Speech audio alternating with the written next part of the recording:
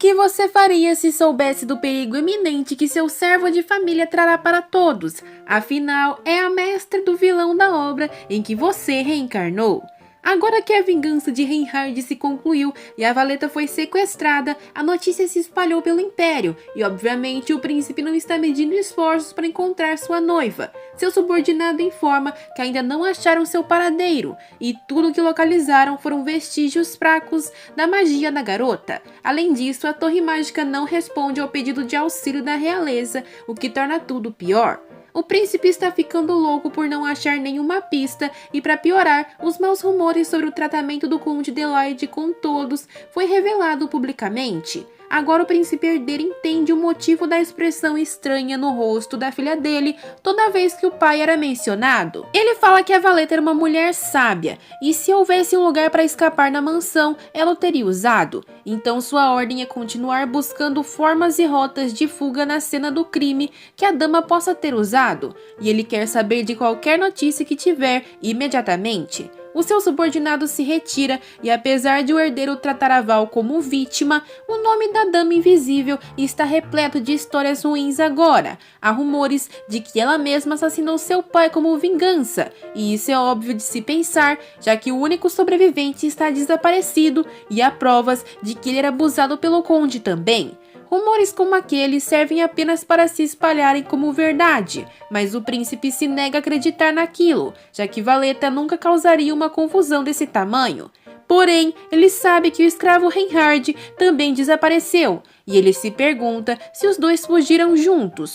Também há fortes rumores sobre o despertar do mestre da Torre Mágica. Se o servo for um mago que acordou, não seria estranho que ele enlouquecesse e destruísse quem o esteve abusando durante todo aquele tempo. Como a torre sequer responde ele fica preocupado e deseja que Valeta Delight tome cuidado, pois não importa onde ela esteja, se estiver viva, ele vai resgatá-la. Ou será que não? A cena corta para Valeta em um quarto com Reinhard.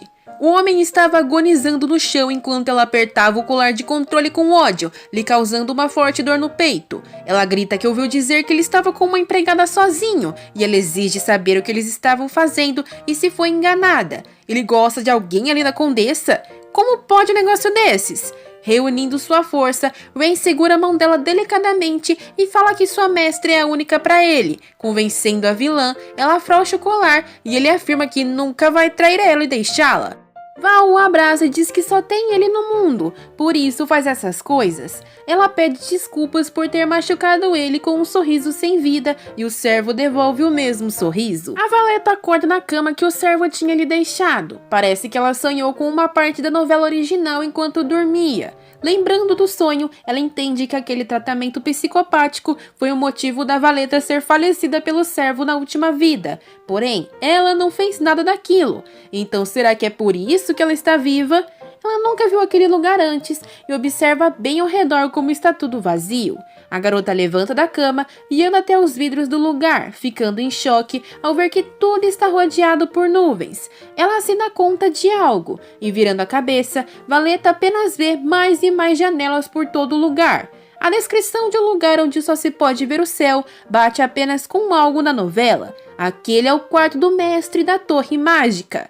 Nesse momento, uma voz cavernosa aparece atrás dela, perguntando se ela já levantou. Assim que vira, Valeta dá de cara com um mascarado porteiro da torre e se pergunta quem ele é. Imediatamente, o mascarado fala que se ela estiver com fome, eles trarão comida para ela. A Val diz que o alimento não importa, ela quer que ele a deixe sair, e o homem fala que é impossível.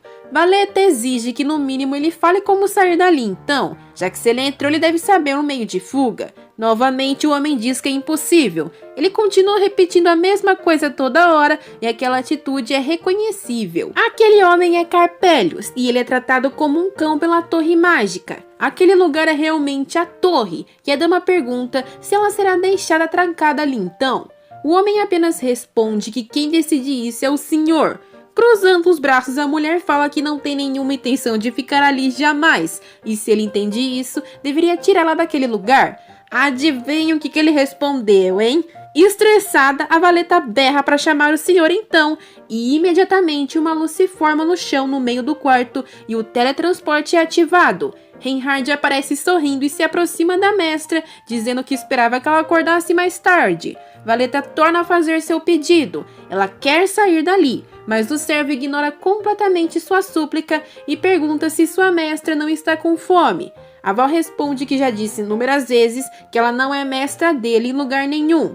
Ele ri malignamente e depois, com um estalar de dedos, ordena que Carpelius vá embora. O mascarado se desfaz em cinzas e ele comenta que, já que ele não tem fome, vão tomar um leve chá. Um outro aceno de mão surge do chão uma mesa de chá e bolinhos completa, toda chique e enfeitadinha. Reinhard se senta servindo um chá vermelho para si e para a senhorita. Val percebe que ele sequer a escuta, então não vê alternativa a não ser se sentar quando ele manda. A primeira coisa que faz depois disso é pedir para ir embora, mas sorrindo, Reinhard diz que ela não tem lugar algum para ir. A mulher percebe uma cicatriz na mão do mago, provavelmente feita na mansão, e desviando o olhar, fala que qualquer lugar é melhor que aquele. O servo apenas diz sorrindo que qualquer lugar no mundo, não importa onde ela vá, nenhum será melhor que ali.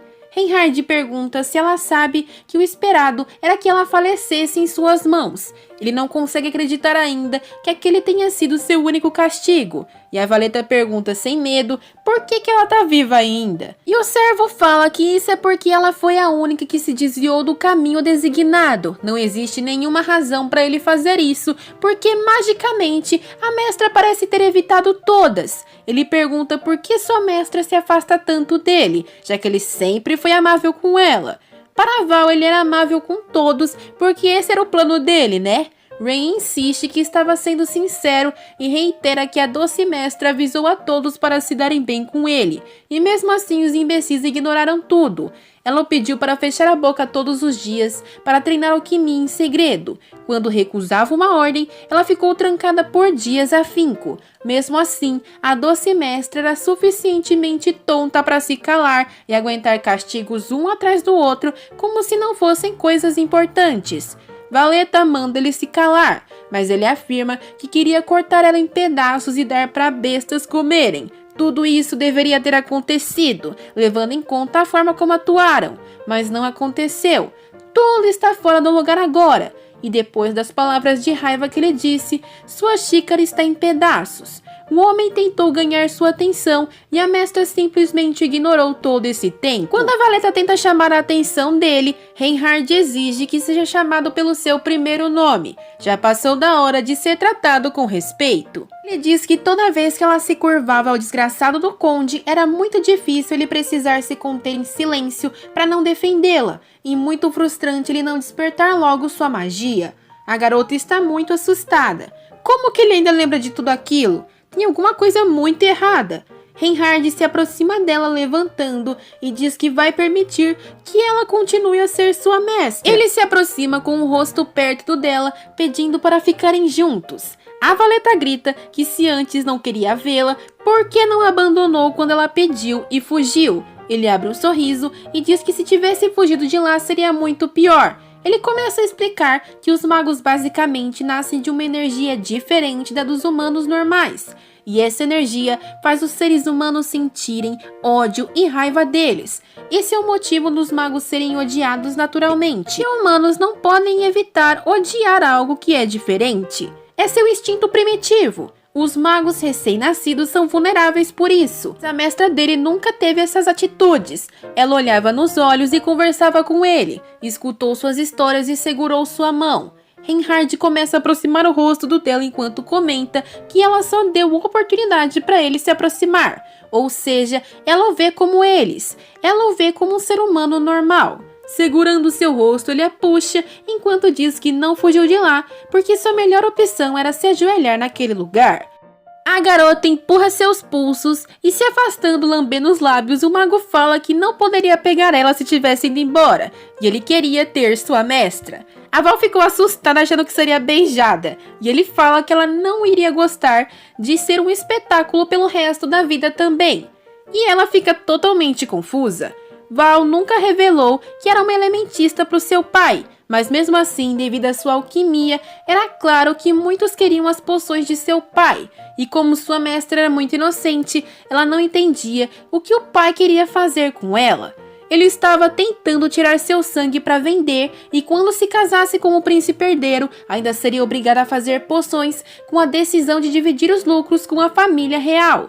Ela não sabia daquilo, e Reinhard apenas acumulava vontade de acabar com os pescoços de todos os envolvidos. A garota fala que estava noiva do príncipe, e ele rebate falando que o acordo seria muito vantajoso para os dois lados. Seu pai planejava adiar o casamento para mandá-la para algum lugar de produção. Como ela era uma alquimista nobre, era como uma galinha de ovos de ouro, aos olhos do Conde Delight. Ela comenta que se sente cansada depois dessa notícia. Ela fala então que o mago está dizendo que lá fora é perigoso para ela, e a valeta deveria ficar ali. Mas a garota não quer, já que ele não sabe nada sobre ela de verdade. O mago resmunga que ele nunca faria mal à sua mestra, e se quisesse fazer já o teria há muito tempo. Se ela prometer não fugir, ele pode tirá-la daquele quarto. Ela fala que sim, e o servo diz que a Val consegue soltar uma mentira tão sincera com facilidade. Ele mostra um bracelete para a garota e pede para que ela o coloque. Ele espera não ser tão incompetente quanto seu pai, a obrigando a usar um daqueles. Ela estará livre para sair daquele quarto, mas para voltar, ela vai precisar de Carpelius ou ele para dar sua permissão. Já se ela usar a pulseira, ela vai ter permissão de entrar também sem um deles. Ou seja, significa que ela poderá entrar e sair livremente.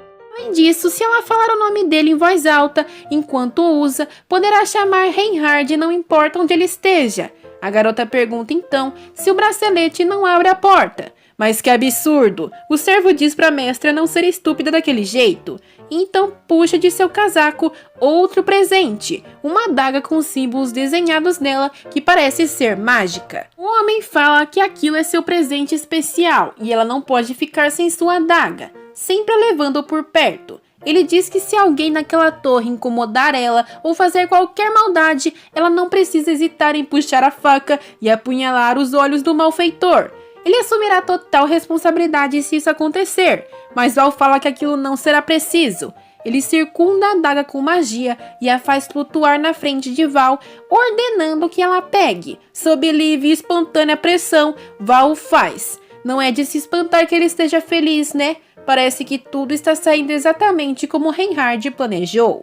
Enquanto Valeta saboreia seu chá, o mago encara ela e pergunta se a senhorita não tem curiosidade em saber o que está escrito na adaga exatamente. Ela pergunta se deveria saber e Reinhard ri, falando que a Val nem mesmo perguntou o tipo de arma que é.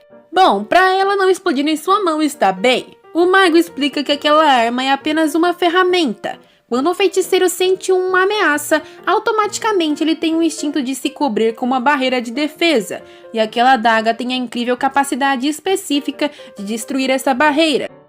Além disso, se ela perfurar os olhos de um mago, sua magia vai se dispersar e ele não poderá revidar.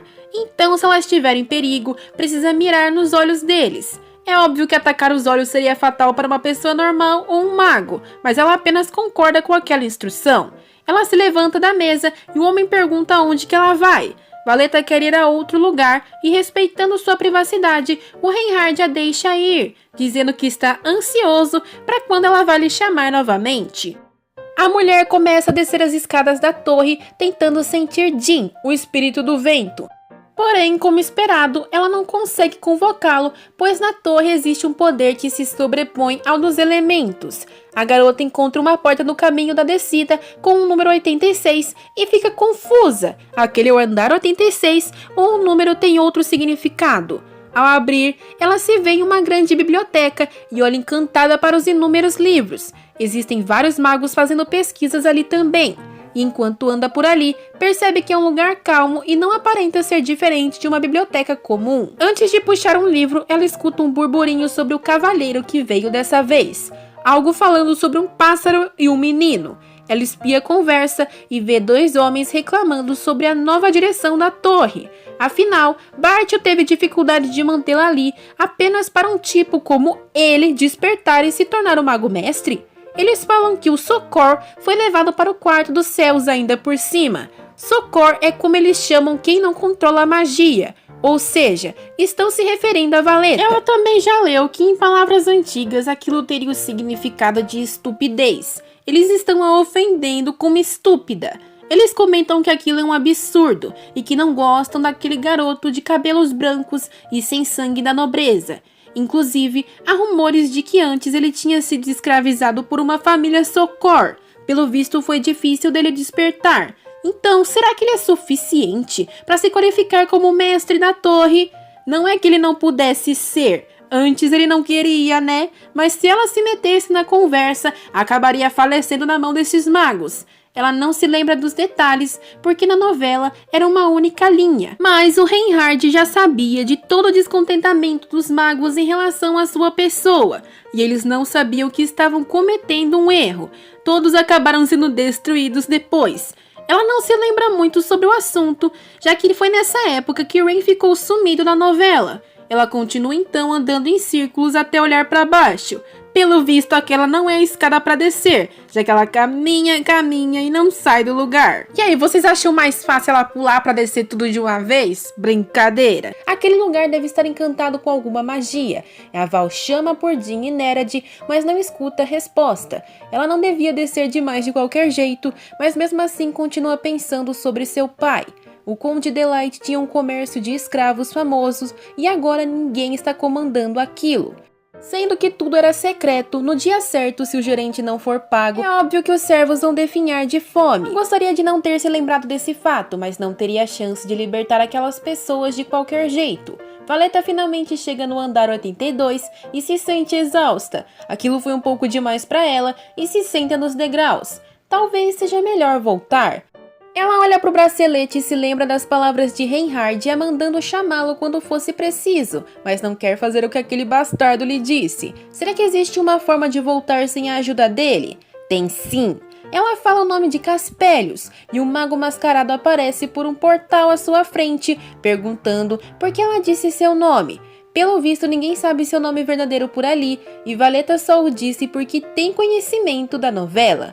Ela diz que conhecia aquele nome e apenas o disse por dizer, não era sua intenção chamá-lo. Que desculpa mais esparrapada. Ele fala que é mentira, mas a mulher apenas pede para ele levá-la de volta ao seu quarto.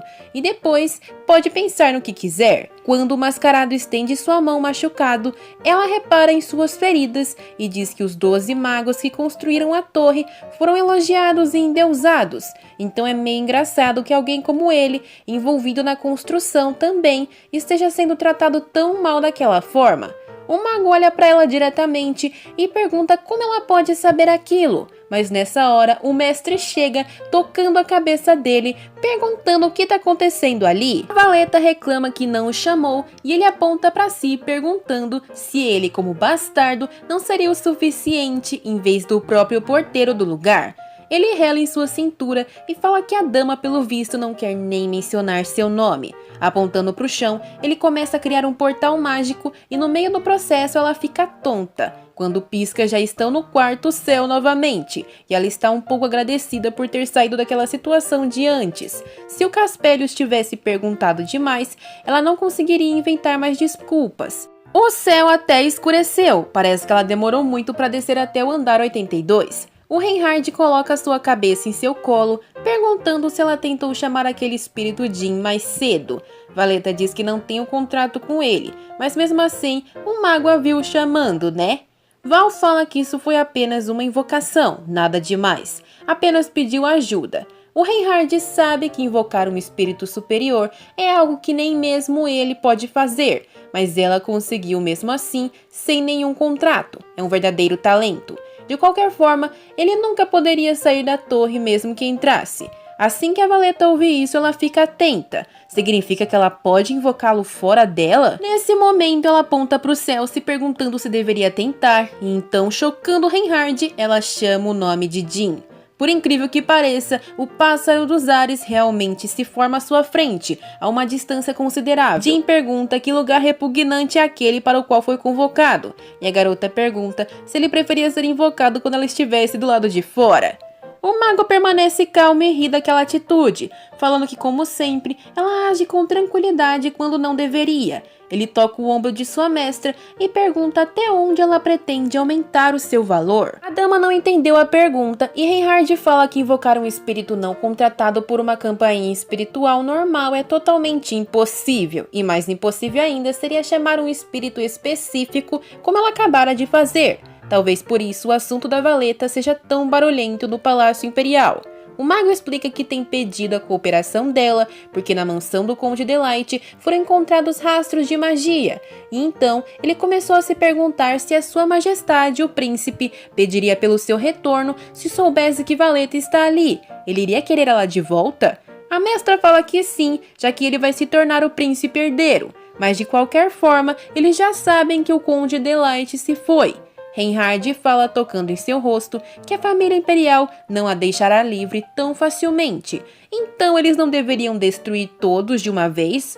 O mago fala que quando chegar a hora de cortar o seu pescoço, ninguém se salvará, mesmo que tenha sangue real. Eles vão choramingar e tentar se livrar dele, então é mais fácil dar cabo de todos antes disso. Valeta pergunta seriamente se ele vai para a guerra, mas sendo mago, uma guerra não é necessária para se livrar de insetos. Inclusive, tem alguns desses escondidos na torre. Rain pergunta se ela vai querer arrancar os dentes deles ou ele mesmo pode fazê-lo, e a mestra não responde. Ele fala que estava brincando e de qualquer forma seria mais rápido tirar a língua dos insetos para não falarem porcaria.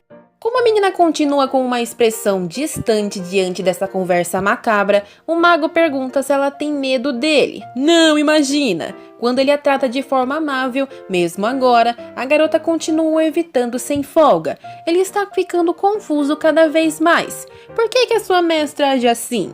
Tentando expulsá-lo da mansão desde o início, dando sua simpatia e amabilidade apenas aos animais que cruzavam os muros às vezes. Ele era a exceção no meio daquilo. Valeta fala que realmente sente medo dele, e Rain pergunta se ela acha que vai falecer em suas mãos. Quando ela confirma, ele a joga na cama, se colocando por cima dela com um sorriso maligno. Segundo o mago, ela não entende, mesmo que seja como ele é, não pode se livrar dela. Então, como ela vai lidar com ele? A Val fica possessa com aquela situação e diz que se não vai mesmo terminar sua vida, precisa parar de ameaçá-la. Tipo, ele tá com a mão no pescoço dela, né? O mago começa a rachar o bico e diz que sua mestra é divertida. A mulher o empurra para sair de cima, o mandando sair. Enquanto ainda ri, Rain fala que aquele é o seu quarto. Afinal, é o quarto do proprietário da torre. Ela o chama de louco e o mago fala que sua mestra sabe mesmo como lançar elogios sinceros. Ele ficou até feliz com aquilo, já que foi a primeira vez que a dama fez contato visual com ele. O homem chama ela por Valeta e a deixa surpresa. Se o mago chamar ela assim, a Val vai concordar em chamá-lo pelo seu nome também? A garota até concordaria com aquilo sob uma condição: antes que ela peça, não tem outro quarto. E segundo o mago, os armazéns estão cheios. Quando os dois iam começar a discutir, os dois ajudantes de Rain chegam sem aviso prévio. Aqueles dois têm autorização, pelo visto, a entrar no tal quarto do céu. O mago fica estressado com a interrupção, mas eles trazem notícias do informante enviado até o palácio.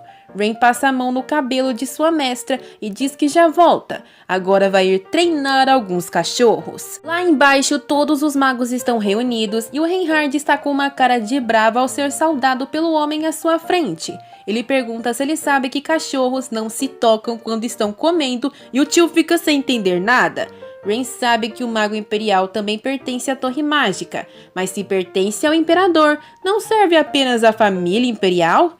Ele se curva pedindo desculpas e um coro de risadas em volta pode ser ouvido. O mago pergunta se ele falou algo engraçado e um dos feiticeiros em volta fala que não é como se tivessem rido dele, mas existem reclamações e pendências a resolver.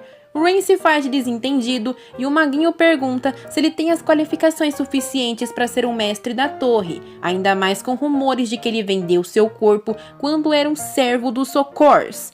Na cara de pau, Rain pergunta para quem ele vendeu seu corpo, e o maguinho fala que ainda vai descobrir. De qualquer forma, é uma história preocupante. Se ele quer ser o rei, precisa mostrar sua capacidade.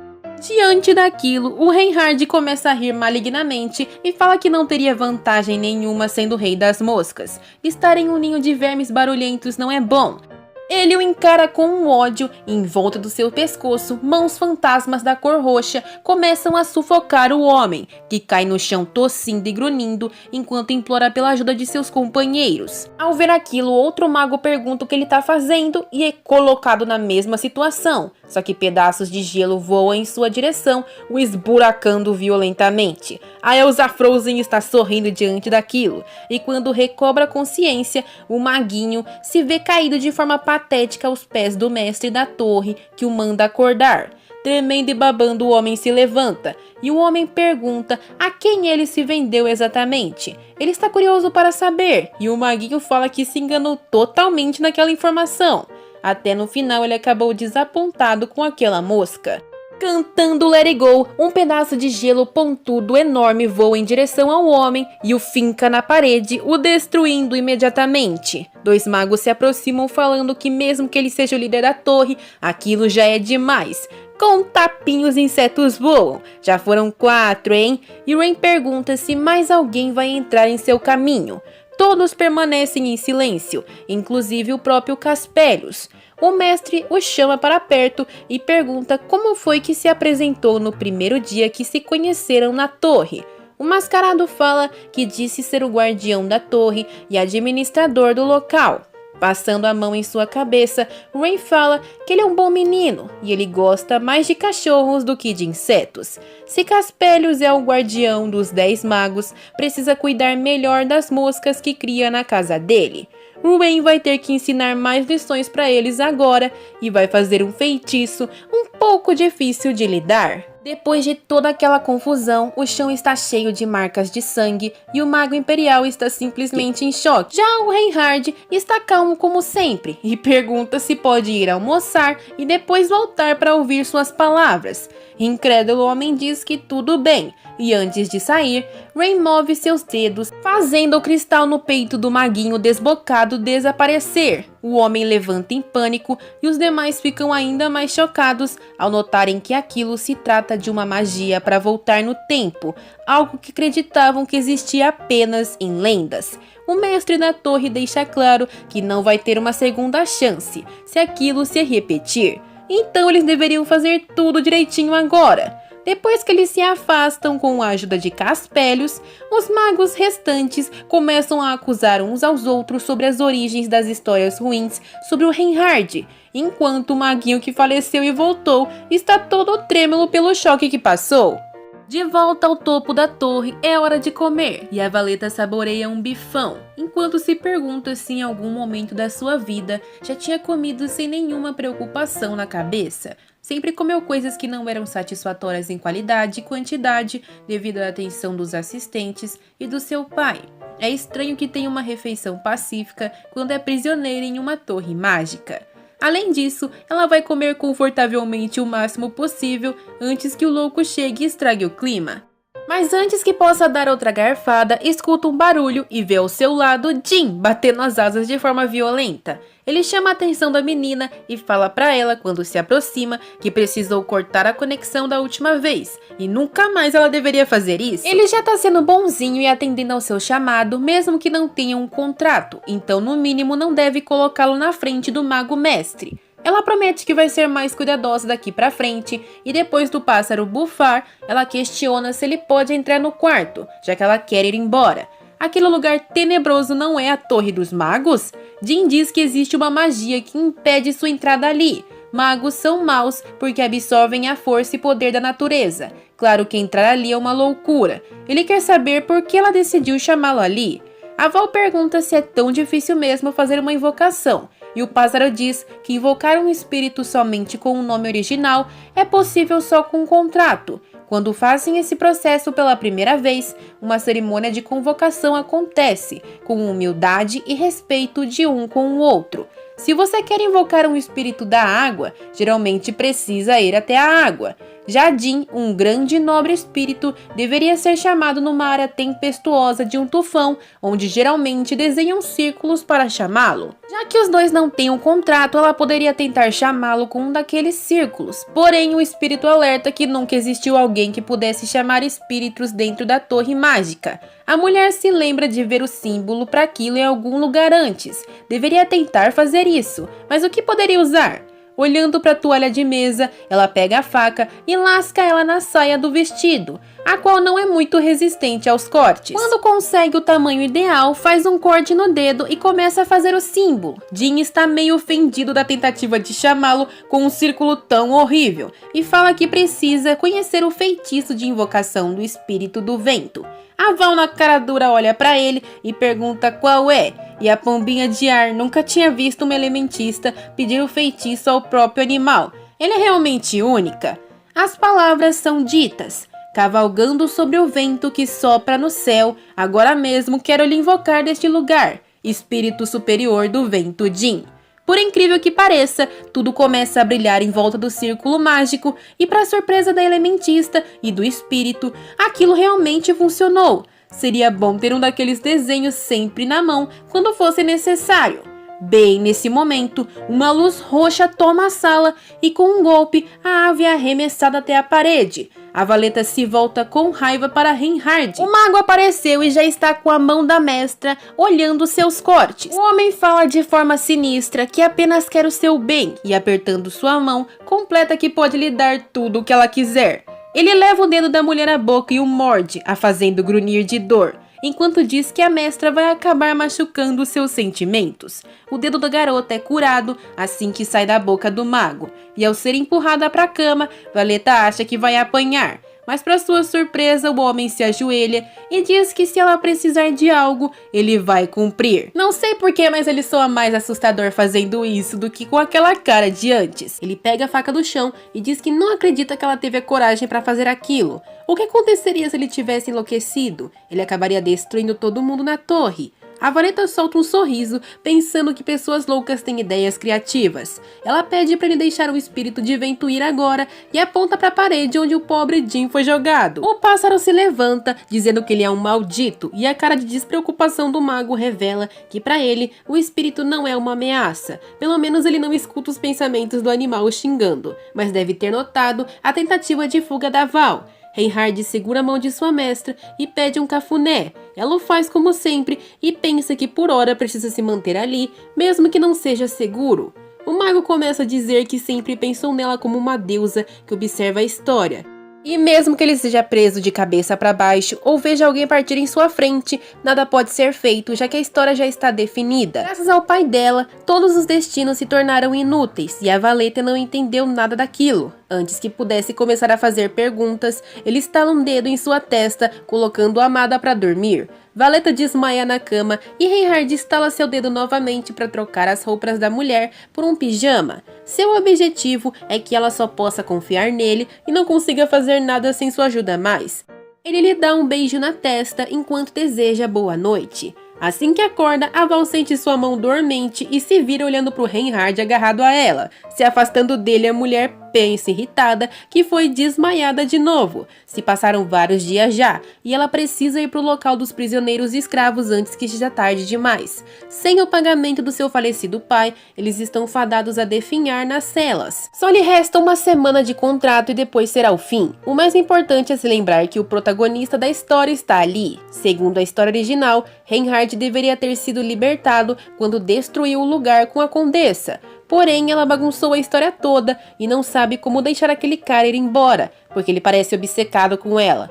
Foi pensar no maldito que ele acordou dando um bom dia sorridente. Depois do cumprimento, a Valeta pede para que ele vá para a sala de treinamento do Duque Delight. Ela quer libertar os escravos de lá enquanto ainda estão em seu poder.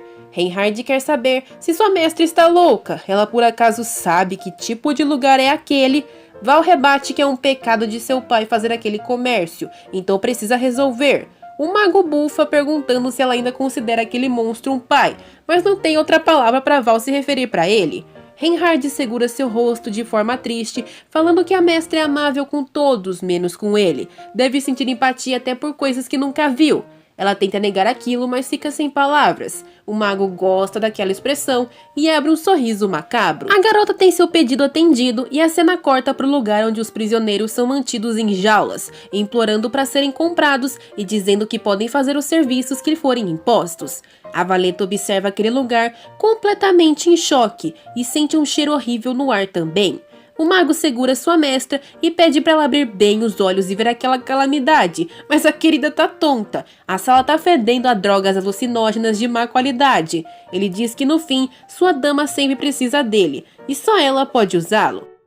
Ele toca em sua testa e depois a beija, libertando-a dos efeitos das drogas do ambiente. Reinhard bloqueou o efeito dela e automaticamente Val pergunta se ele está bem também. O servo se enche de alegria por conta daquela migalha de atenção e ela se arrepende da ação no mesmo momento. Ele fala que basta dar suas ordens e ele fará o que for preciso para limpar o ambiente, mas a valeta diz que não é necessário. Ela tenta chamar pelo espírito Sylphide, porém a conexão e a invocação não dá certo, e ela olha para o mago como se o acusasse de atrapalhar. Ele cruza os braços e diz que não é culpa dele se as almas se desconectaram. Depois de gritar por mais um tempo em vão pelo nome da entidade, a valeta se rende e chama novamente o Jin, nosso espírito favorito. Ele já chega reclamando que não vai mais ser invocado tantas vezes sem um contrato. E pior, ela teve a ousadia de tentar chamar outro antes dele. Que passarinho dramático. Ele quer saber se o contrato vai ser feito da forma correta agora, mas a valeta apenas ordena que ele limpe o ar do ambiente.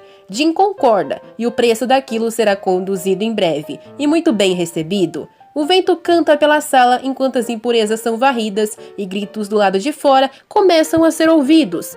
Eles estão buscando pistas para a jovem Delight. Uma ordem de rendição ecoa pelas paredes com um anúncio oficial também. Quem está liderando a investigação da chacina é o Lord Silence. Se não lembram quem é, eu vou refrescar sua memória. É o príncipe Milord, o herdeiro do trono e prometido da Val. Valeta está surpresa por ter sido localizada. Isso deve ser porque analisaram documentos sobre o comércio deixados na mansão. Aquilo é irritante. Reinhard já quer saber se pode acabar com todos, mas ela não quer que ele complique as coisas à toa. Ele responde que pode se livrar dele sem complexidade, ou aquilo que ela disse é uma ordem. O servo quer mesmo que ela mande nele, e ali embaixo tem muitas fechaduras para abrir. Ele quer saber se ela planeja abrir uma por uma, ou vai pedir pro seu pássaro idiota explodir o prédio todo. A menina não quer pedir ajuda daquele doido que beija sua mão naquele momento de caos. Mas, se vendo sem escolha, ela pede para ele abrir a porta da prisão. O mago pergunta quem ela está dando aquela ordem. Ele quer ouvir ela dizer seu nome corretamente, porque se não falar, ele nunca vai saber se deve obedecer ou se a mulher está falando com o pássaro inútil. Aquele infeliz é obcecado com nomes desde a última conversa que tiveram, e Valeta sussurra Reinhard. As trancas são todas cortadas automaticamente e os prisioneiros parecem confusos ao se verem livres. Val anuncia que o dono que os capturou, o Conde Delight, está falecido. Logo, todos estão livres para sair. Devem ir pela porta dos fundos e viverem suas vidas como preferirem. Todos os escravos sorriem e agradecem enquanto metem o pé dali. Por sorte, parece que eles foram capturados há pouco tempo e já estão sendo libertados. Mas existem exceções, como crianças pequenas e pessoas enfraquecidas pelas drogas e doenças. Mesmo assim, Valeta fez tudo o que podia e estava ao seu alcance. Reinhard sente uma energia diferente e morde os beiços falando que aquilo é incômodo. Ele vai até uma cela e a abre. Lá dentro, uma criança de cabelos cinzas e olhos azuis está encolhida. Ele agarra pelo colarinho e mostra para sua mestra, que quer saber quem ele é. O Reinhard fala que aquilo não dá para ignorar. Mesmo depois de destruir um mago não desperto, não se pode encontrar um e fingir que não o reconhece. É uma regra irritante. Tomada de medo, assim que a criança é colocada no chão, ela corre abraçar a Valeta, sendo bombardeado com um olhar de inveja do Reinhard. Pela expressão do rosto do mago, parece que ele vai pegar o garoto ou algo do tipo. Lá vai ele reclamar de novo que essa mestra está mostrando simpatia para todos, menos para ele. Porém, não é hora de gracinha. Milord arreganha a porta do local, desafiando a barreira de Rain. Para conseguir fazer isso, ele deve ter um sacerdote com ele. E depois de uma luz cegante partir do alto da escada, por fim ocorre o reencontro. Milord dá um sorriso genuíno ao reconhecer Valeta e suas bochechas estão rosadas.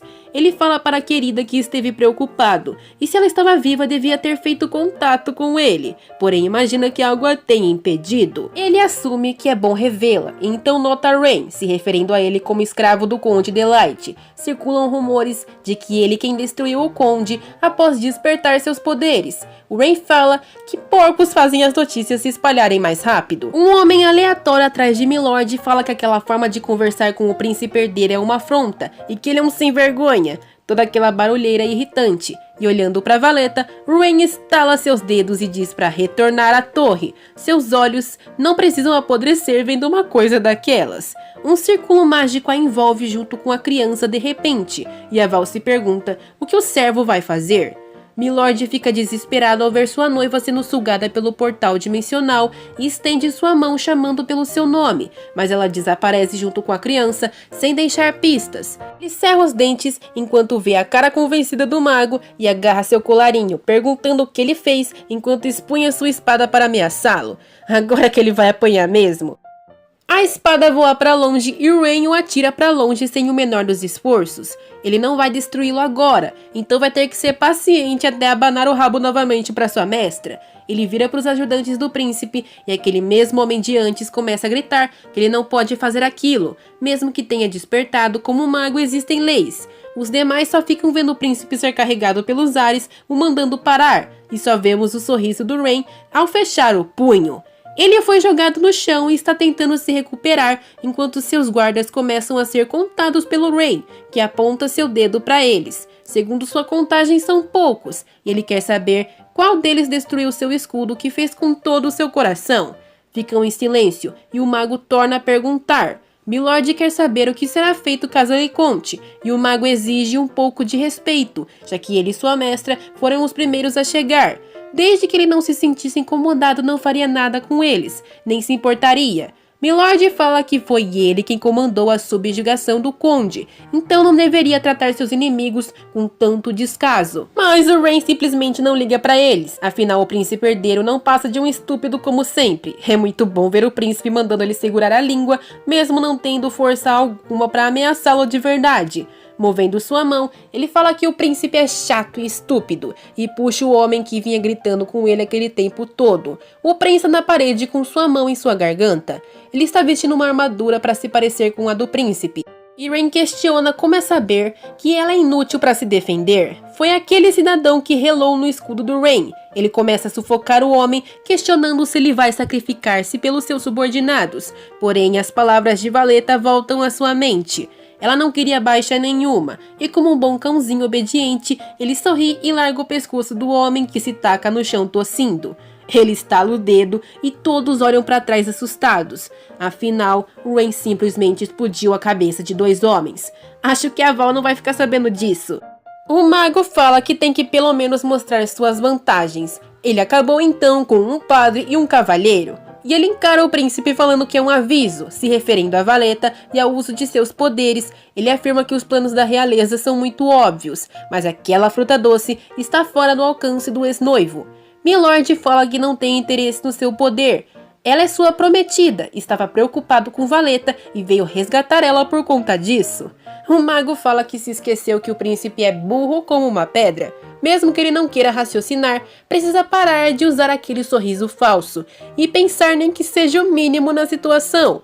O príncipe fica bravo e segura em sua espada para sacá-la novamente, ameaçando o mago por falar demais. Não adianta, Milord, você não bota medo em ninguém. Os dois trocam um olhar mortal e o Reinhard não cansa de continuar a falar da tamanha estupidez do oponente. Milord manda se calar e devolver a valeta para ele, mas Rain diz que Val é sua agora. Ele encontrou primeiro porque a viu primeiro, então o idiota precisa se atentar à realidade. O príncipe não conseguiu nem tocá-lo uma única vez durante o embate, então como poderia proteger a Val? Ele se atreveu a erguer sua espada, então sua vida será muito pior que a destruição. Pode jurar isso pelo seu nome. Rain cria um teleporte debaixo dos seus pés e fala para Milord que da próxima vez pode cortar seus membros e fazer ele respirar toda a sua vida em milhares de pedacinhos. Ele o manda pensar sobre isso e se transporta para o topo da torre mágica, olhando em volta procurando sua mestra. No entanto, ele só encontra o porteiro encarando o buraco no quarto do mago. Pelo visto, ela curte brincar de esconde-esconde. Ele deveria seguir ela. Enquanto pega a pulseira de rastreamento que ela destruiu machucando seu pulso para fugir, ele repassa as regras do jogo. Contar até um certo número e ir atrás de quem se escondeu. Ela vai precisar se esforçar muito e se esconder muito bem. É difícil de ser vencida. Assim que faz a pulseira ficar inteira de novo, ele pergunta pro seu cão se a Valeta ficaria muito brava se recebesse algemas nos tornozelos também. Ele responde que sim e comenta sobre uma associação de alquimistas estabelecidas no submundo por ratos traiçoeiros. Caspelius concorda e explica que conforme a sociedade começou a caçar mais os alquimistas, foi criado um lugar debaixo da terra para se juntarem e protegerem. O Reinhard vai dar uma olhada naquilo. Ele reclama pro cão que só comeu doce uma vez na vida. Ele se sentiu nojento porque ficava entre os dentes, mas foi uma forma de sua mestra lhe punir. Ele fica esperando até hoje um doce como aquele novamente. Achou que ganharia outro se a escutasse, mas nunca mais recebeu nenhum. A mini Valeta lhe deu uma bala com punição porque não gostava do sabor. Ele comenta que o mais fofo de sua mestra é que tenta fugir, mesmo não podendo escapar dele. Enquanto isso, a Valeta tá voando pelos ares com o Jim, com a criança serva, que pergunta se o pulso da mestra está bem. Val fala que não é sua mestra, seu pulso foi enfaixado e sua fuga começou momentos antes. Assim que chegou na torre, ela invocou Jim e Nerad. Nerad é um espírito de água, uma sereinha que ficou chocada por ser invocada fora da água sem um contrato, e ficou ainda mais surpresa ao ver Jim ao seu lado. Como a garota invocou dois espíritos superiores ao mesmo tempo? Achando aquilo incrível, ela oferece seus serviços. Val quer que tirem ela dali e cortem sua pulseira. Ela sabe que tem um feitiço muito poderoso naquele objeto e no quarto, e justamente por isso chamou pelos dois. Voltando para o ar, a criança pergunta se ela sabe para onde estão indo, e a resposta é sim. A Val vai ser perseguida não só pelo mago, mas também pela família real se souberem de seus poderes de alquimia. Ela tem um plano de fuga e pede para Jim deixá-los num beco. Assim que aterrissam, a dama já quer focar em conseguir dinheiro e informações por toda parte. Por sorte, a rua está vazia, mas a criança serva agarra seu vestido, tremendo de medo. Val não pode se esquecer agora que não deve pensar apenas nela. Será que os pobrezinhos vão fugir do Rain? Eu acho que não. Saberemos mais sobre isso em breve. Muito obrigada por assistir até aqui. E se gostaram, deixem o like e compartilhem. E sayonara!